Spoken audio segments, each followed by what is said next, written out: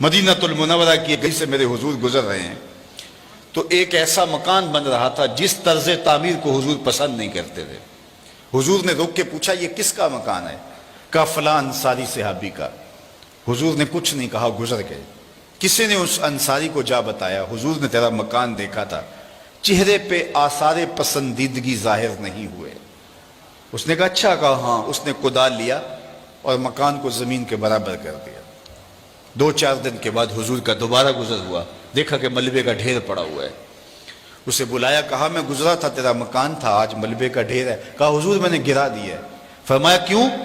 عرض کی سنا تھا آپ کو پسند نہیں، سنا تھا آپ کو پسند نہیں۔ میں اور آپ دیکھیں ہمارا کیا کیا حضور کو پسند نہیں، سر سے لے کر پاؤں تک غور کریں ہمارا کیا کیا حضور کو پسند نہیں۔ اپنے عقیقے سے لے کے ولیمے تک دیکھیں ہمارا کیا کیا حضور کو پسند نہیں۔ اپنی نجی زندگی سے لے کے سیاسی زندگی تک دیکھیں ہمارا کیا کیا حضور کو پسند نہیں۔ اپنے کاروبار سے لے کر کے انداز معاشرت تک دیکھیں ہمارا کیا کیا حضور کو پسند نہیں۔ محمد دی زیارت محمد دے رنگ وچ اگر ان کے ہوئے ہیں تو پھر ہم ان کے ہو گئے، پھر اپنی خواہش کہاں باقی رہی۔ ایک صحابی آئے اور انہوں نے حضور سے سلام کرنا چاہا لیکن حضور نے رخ پھیر لیا۔ وہ سمجھے شاید کسی وجہ سے التفات نہیں ہوا، تو حضور نے جدھر رخ پھیرا تو ادھر جا کے انہوں نے السلام علیکم کہا، لیکن حضور نے پھر رخ پھیر لیا۔ سمجھ گئے کوئی ناراضگی ہے۔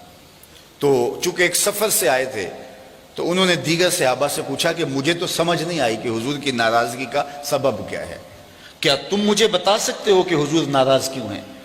انہوں نے کہا ہاں، ہماری سمجھ میں جو بات آئی ہے وہ یہ ہے کہ تم نے یہ سونے کی انگوٹھی پہنی ہے اور حضور اس کو حرام قرار دے چکے۔ ان الذھب والفضۃ حرام للذکور امتی، سونا اور چاندی میری امت کے مردوں کے لیے حرام ہے۔ صرف چاندی کی ایک انگوٹھی اور وہ بھی 4.5 ماشے سے کم وزن کی ہو تو وہ مرد کے لیے جائز ہے۔ اس سے زائد یا اتنے ہی وزن کی 2 انگوٹھیاں مرد کے لیے جائز نہیں ہیں۔ سونا بالکل جائز نہیں ہے، رکھا ہی نہیں گیا جائز، یہ زینت عورت کے لیے ہے۔ تو تو نے یہ انگوٹھی پہنی اور حضور اس کو جہنم کی آگ کا انگارہ قرار دے چکے ہیں، گناہ بے لذت ہے تم کر رہے ہو، تو شاید حضور کی ناراضگی کا سبب یہ ہو۔ وہ آگے بڑھا اور حضور علیہ السلام کی بارگاہ میں حاضر ہو کے انگوٹھی اتار کے حضور کو پیش کرتے ہوئے کہا حضور اس وجہ سے ناراض ہیں؟ تو آقا کریم نے یوں انگوٹھی پھینک دی۔ خیر ناراضگی کی وجہ ختم ہو گئی، مجلس میں بیٹھ گیا، گفتگو چلتی رہی۔ جب مجلس اختتام کو پہنچی، لوگ واپس پلٹے اور وہ بھی واپس جانے لگا تو کسی نے اشارہ دیا وہ سونے کی انگوٹھی تو اٹھا لو، تم تو نہیں پہن سکتے، تمہاری بیوی تو پہن سکتی ہے، قیمتی دھات ہے۔ تو اس صحابی نے کیا جواب دیا وہ سنیے۔ اس نے کہا واللہ لا آخذہ وقد طرحہ رسول اللہ صلی اللہ علیہ وآلہ وسلم، اللہ کی قسم میں اس کو کبھی بھی نہیں اٹھاؤں گا جس کو میرے حضور نے پھینک دیا ہے، جس کو میرے حضور نے پھینک دیا میں اس کو کبھی نہیں، سونا ہے، ہیرا ہے، چاندی ہے، پکھراج ہے، موتی ہے، کچھ بھی ہے، میں اسے ہاتھ بھی نہیں لگاؤں گا جس کو میرے حضور نے پھینک دیا ہے۔ صاحبو دیکھو کس کس چیز کو میرے حضور نے پھینکا ہے، اور ہم اگر اس چیز کو سینے سے لگاتے ہیں تو ہم عاشق رسول نہیں ہو سکتے، ہم خود فریبی میں مبتلا ہیں۔ اگر ہم عاشق ہیں، عاشق ہونا آسان نہیں ہے۔ ہمارے بزرگ جھوم کے شعر پڑھا کرتے تھے، عاشق عاشق ہر کوئی آکھے پر عاشق بندا مر کے، ایسے عاشق نہیں ہو جاتا۔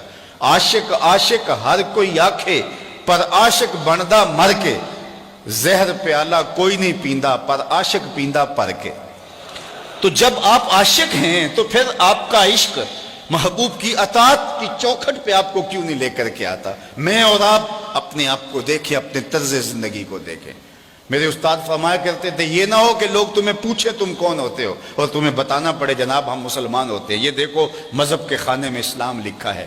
آپ فرمایا کرتے تھے صاحب نہ کسی کو پوچھنا پڑے نہ تجھے بتانا پڑے، تیری وضاقتہ طرز زندگی انداز معاشرت ایسا ہونا چاہیے تم دور سے آ رہے ہو لوگ پہچان کے کہیں وہ دیکھو آقا کا غلام آ رہا ہے۔ نور آنکھوں میں تو چہروں پہ اجالے ہوں گے، مصطفیٰ والوں کے انداز نرالے ہوں گے، دنیا میں بھی ان کے دم سے مقدر چمکا، محشر میں بھی ان کی رحمت کے حوالے ہوں گے۔ تو اگر ان کے ہوئے ہیں تو پھر سر سے لے کر پاؤں تک انہی کے ہو جائیں۔ ہمارا طرز زندگی بتائے ہم نوکر حضور کے ہیں، ہمارا انداز معاشرت بتائے ہم نوکر حضور کے ہیں۔ ربیع الاول کا موسم آ رہا ہے اپنے گھروں میں ضرور جھنڈیاں لگانا، لیکن صرف جھنڈیاں تمہارے گھروں میں نہ لگیں، دل کے ایک ایک پرت پہ نام محمد کی جھنڈی ضرور لگانا۔ صرف منڈیروں پہ چراغاں نہ کرنا، بلکہ تمہارے دل کی گلیوں میں حضور کے نام کا چراغاں ہونا چاہیے۔ میں نے دیکھا جلوس کے دن ربیع الاول کی 12 تاریخ سے پہلے لوگ اپنے گھروں کو اور اپنی گلیوں اور بازاروں کو صاف کر رہے ہوتے ہیں، کوڑا بھی اٹھا کے پھینک رہے ہوتے ہیں کہ جناب یہاں سے میلاد کا جلوس گزرنا ہے۔ بہت مبارک ہے اور بہت اچھا کام ہے کہ تم نے گلیوں کا گند صاف کر دیا اور کوڑا اٹھا کے پھینک دیا۔